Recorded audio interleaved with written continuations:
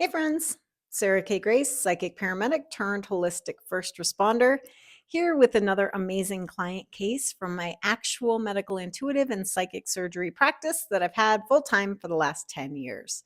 Changing names and specifics to, of course, protect confidentiality, but the cases are real. And so I want to hear in the comments, let me know if this lands with you, if it resonates, if you're like, oh my God, me too, because we're all in this together. All right. In this client case, we're going to address insomnia. And this beautiful woman, we will call Gretchen. Gretchen is 60 years old, and she came to me from Upper East Coast for chronic insomnia. So when I met her, she was extremely poised, perfectly put together. Everything is meticulous from the hair to the wardrobe to the nails, very slight build, and kind of that air of perfectionistic, right? Like everything's dialed, everything is so on point, but it's almost like too much in the way of tight, right? That's not the relaxed energy, it's more the I got to be on point. So as she shared, she started to open up that she's always felt like an outsider. She grew up in a large family, 7 siblings, parents that were highly educated, had really high standards, and just not a lot of affection. So she grew up in kind of a competitive environment where it was almost like feast or famine for any sort of attention from the parents. And there was not a lot of emotional affection at all in the household that she grew up in. So she adopted, by way of genetics, environment, family dynamics, this really perfectionistic kind of type A, I have to perform exceedingly well to be noticed, which she did. She went on in her life to have a fantastic career in finance.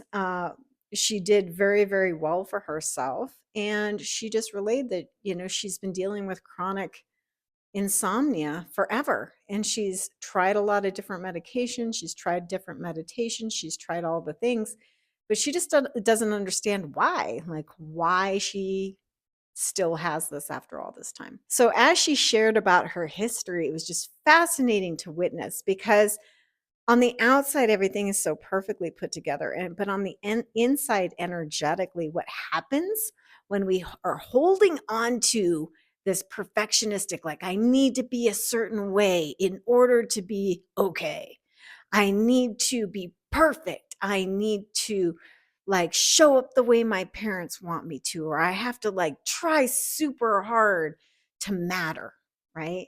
That is such a setup. And it's a setup I see all the time in people culturally because we're taught to always be outside of ourselves, striving, right? Always trying to produce something in the way of making ourselves valid, matter.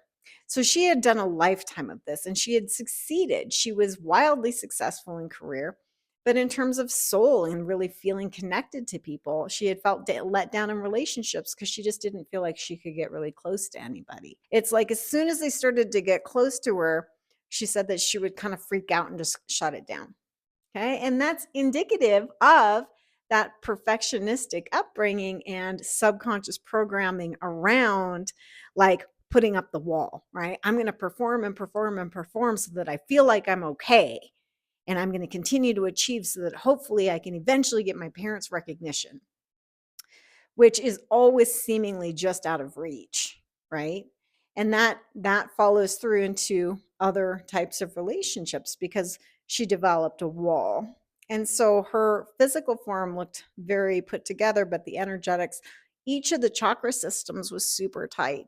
All of the meridian flow was really, really tight. Most of her energy, and by tight, is just not moving down up and down the arms. The meridians were not perfusing the way that I would see when somebody's like soft, open, and relaxed. All of her energy's all bound up around her head, so it looks like a bobblehead energetically when people are like super cerebral and totally stuck in their heads. And then it cuts off at the neck and it kind of ekes down. So this tightness just so no wonder she can't sleep, man. All this energy's trapped up here in her brain. She's just going to be like zinging all night long, right? plus the cortisol response from the natural hormones that her system's chronically in fight or flight. So we got to just bring this down. Bring it down, girl. So, first, validating, like, wow, you're a badass, man. Look at your career. Look at what you've done. And yes, I hear you. So, understanding and explaining how she's gotten to be where she is in terms of the programs, and it all makes sense. And now it's time to shift. So, what we do with energetics with this type of thing, her system was really hot, wiry, and dry. So, first, we just bring the energy down. We're going to start to ground the energy. And it looks like literally, first, we have to actually open up the throat chakra and open up the heart chakra so that the energy can actually come down out of the head into the belly.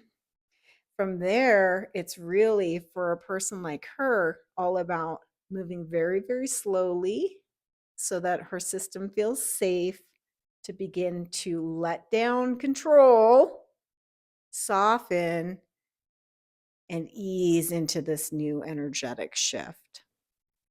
The energy work was really beautiful because for her, it was really like putting her in a little NICU incubator. Her system was just so tightly wound up. So being in the NICU incubator is almost like being cocooned in a little warm blanket and just having this really nurturing love just gently perfusing into the system. So as I set her in that, the psychic surgery work that I did was to open up this bound energy at the back of the skull. It looks like pulling a cork out of a wine bottle. And then, oh my God, everybody's walking around with this because everybody's all in their heads in our culture. So it's like bobbleheads and manic brains and thought patterns. So pulling this cork, energetic people, this is energetic, pulling this energetic cork out of the back of her neck. The energy can drop down the brainstem and perfuse down the cranial nerves, go down the vertebral column and off the tailbone through the root into the earth. Okay, this is grounding. But first, we got to get that block out. And that block was her thoughts, her frantic thoughts over all those decades about needing to be perfect. Yeah. Okay. So that was surgery number one. Surgery number two is her heart was closed off. She was just like, I don't know, man. So just softening the barriers that she's had and really getting the heart chakra to begin to perfuse in the proper, we want it moving in a clockwise manner, roughly 20 pulses per second in a healthy heart chakra.